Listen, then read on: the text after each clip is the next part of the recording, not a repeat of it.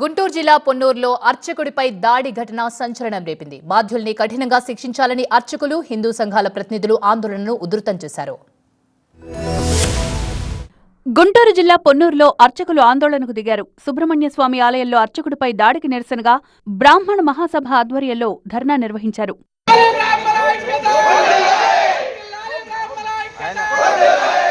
ఈ నెల 6న కాలనీలో జరిగిన చిన్న గలాట గుడిలో దాడి వరకు వెళ్లింది.